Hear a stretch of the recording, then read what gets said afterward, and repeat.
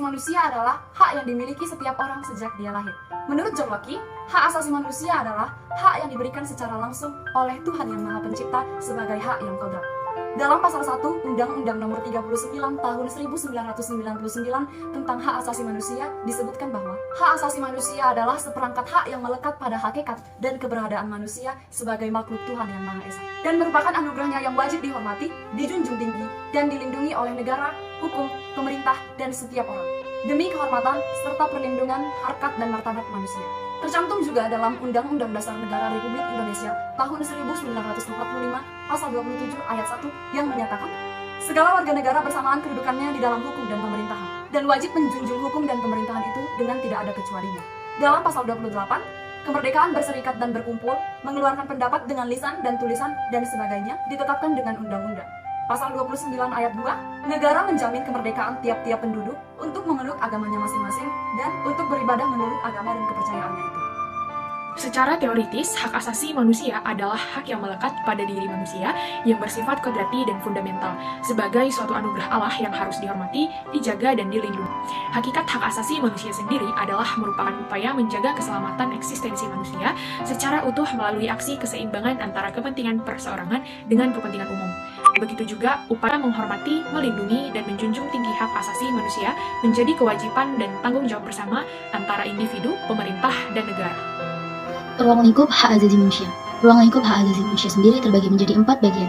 Yang pertama, hak pribadi, di mana terbagi menjadi hak-hak persamaan hidup, kebebasan, keselamatan, dan lain sebagainya. Yang kedua, hak milik pribadi dan kelompok sosial, tempat di mana seorang berada. Yang ketiga, kebebasan sipil dan politik untuk ikut serta dalam pemerintahan.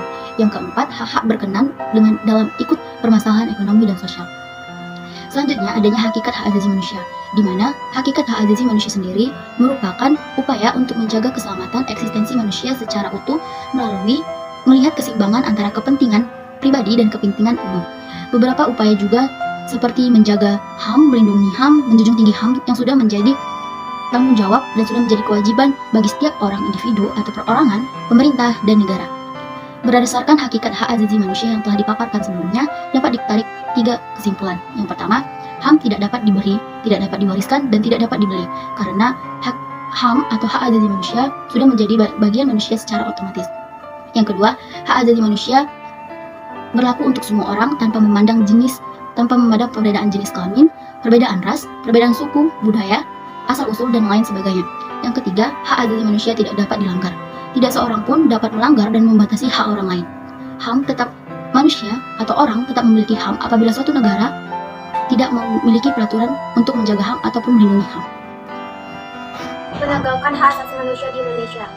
Sejalan dengan amanat konstitusi, Indonesia berpandangan bahwa kemajuan dan perlindungan hak asasi manusia harus didasarkan pada prinsip bahwa hak-hak sipil, politik, ekonomi, sosial budaya, dan hak pembangunan merupakan satu kesatuan yang tidak dapat dipisahkan, baik dalam penerapan, pemantauan, maupun dalam pelaksanaannya.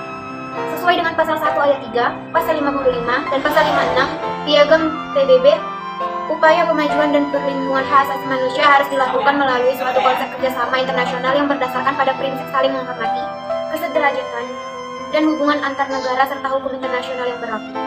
Program penegakan hukum dan hak asasi manusia meliputi pemberantasan korupsi, anti-terorisme, serta pembasmian penyalahgunaan narkotika dan obat berbahaya.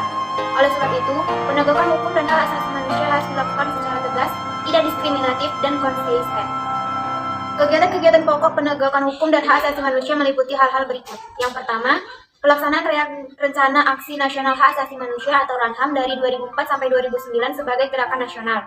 Yang kedua, peningkatan efektivitas dan penguatan lembaga atau institusi hukum ataupun lembaga yang fungsi dan tugasnya menegakkan hak asasi manusia. Yang ketiga, peningkatan upaya penghormatan persamaan terhadap setiap warga negara di depan hukum melalui keteladanan kepala negara beserta pimpinan lainnya untuk memenuhi atau menaati hukum dan hak asasi manusia secara konsisten serta konsekuen. Yang keempat, peningkatan berbagai kegiatan operasional penegakan hukum dan hak asasi manusia dalam rangka menyelenggarakan ketertiban sosial agar dinamika masyarakat dapat berjalan sewajarnya. Yang kelima, penguatan upaya-upaya pemberantasan korupsi melalui pelaksanaan rencana Aksi Nasional Pemberantasan Korupsi. Yang keenam, peningkatan penegakan hukum terhadap pemberantasan tindak pidana terorisme dan penyalahgunaan narkotika serta obat lainnya. Yang ketujuh, penyelamatan barang bukti kinerja berupa dokumen atau arsip atau lembaga negara serta badan pemerintahan untuk mendukung penegakan hukum dan hak asasi manusia. Yang kedelapan, peningkatan koordinasi dan kerjasama yang menjamin efektivitas penegakan hukum dan hak asasi manusia.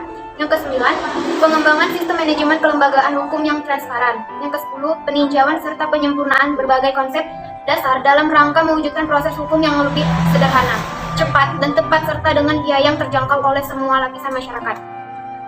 Contoh-contoh kasus pelanggaran hak asasi manusia sebagai berikut. 1. Terjadi penganiayaan pada peraja STPDN oleh seniornya dengan dalih pembinaan yang menyebabkan meninggalnya Klip Muntu pada 2003. 2. Dosen yang malas masuk kelas atau malas memberikan penjelasan pada suatu mata kuliah merupakan pelanggaran hak asasi manusia ringan kepada setiap mahasiswa. 3. Para pedagang yang berjualan di trotoar merupakan pelanggaran hak asasi manusia terhadap para pejalan kaki, sehingga menyebabkan para pejalan kaki berjalan di pinggir jalan, sehingga sangat rentan terjadi kecelakaan. 4. Orang tua yang memaksakan kehendaknya agar anaknya masuk pada jurusan tertentu dalam kuliah merupakan pelanggaran hak asasi manusia terhadap anak. 5. Kasus babe yang telah membunuh anak-anak yang berusia di atas 12 tahun, yang artinya hak untuk hidup anak-anak tersebut hilang. 6. Masyarakat kelas bawah mendapat perlakuan hukum kurang adil. Dan 7. Kasus tenaga kerja wanita atau TKW yang bekerja di luar negeri mendapat penganiayaan dari majikannya. Dan yang terakhir 8. Kasus pengguguran anak yang banyak dilakukan oleh kalangan muda-mudi yang kawin di luar nikah. Sekian, terima kasih. Peraturan Perundang-undangan tentang Perlindungan Hak Asasi Manusia di Indonesia. Pemerintah mengambil kebijakan dengan menetapkan peraturan-peraturan yang bertujuan untuk melindungi hak asasi manusia di Indonesia, yaitu yang pertama, Undang-Undang Nomor 39 Tahun 1999 tentang Hak Asasi Manusia. Yang kedua, Undang-Undang Nomor 26 Tahun 2000 tentang Pengadilan Hak Asasi Manusia. Yang ketiga, Keputusan Presiden Nomor 50 Tahun 1993 tentang Komnas Hak Asasi Manusia. Yang keempat, Peraturan Pemerintah Nomor 2 Tahun 2002 tentang Tata Perlindungan terhadap korban dan saksi dalam pelanggaran hak asasi manusia yang berat. Sebagai kelima, Peraturan Pemerintah Nomor 3 Tahun 2002 tentang kompensasi, restitusi, dan rehabilitasi terhadap korban pelanggaran hak asasi manusia yang berat. Di Indonesia sendiri, penegakan keadilan akan hak asasi manusia tidak semudah membalik telapak tangan. Nyatanya, hingga kini dalam perjuangan mempertahankan hak asasi manusia tersebut masih saja mendapat halangan dan rintangan. Adapun beberapa faktor yang mengakibatkan hal tersebut ialah: yang pertama, rendahnya tingkat kesadaran akan hak asasi manusia di tengah kalangan masyarakat kita. Kedua, terbatasnya perangkat hukum dan perundang-undangan yang mampu menjerat para pelaku pelanggaran hak asasi manusia tersebut.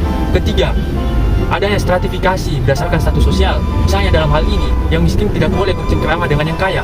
Keempat, kebijakan yang telah diciptakan oleh pemerintah kurang kuat.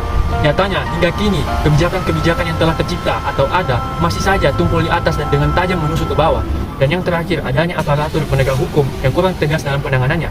Hingga kini, masih ada secara pribadi, aparat penegak hukum yang lebih mementingkan dirinya sendiri, sehingga memunculkan peluang atau jalan pintas untuk memperkaya dirinya sendiri.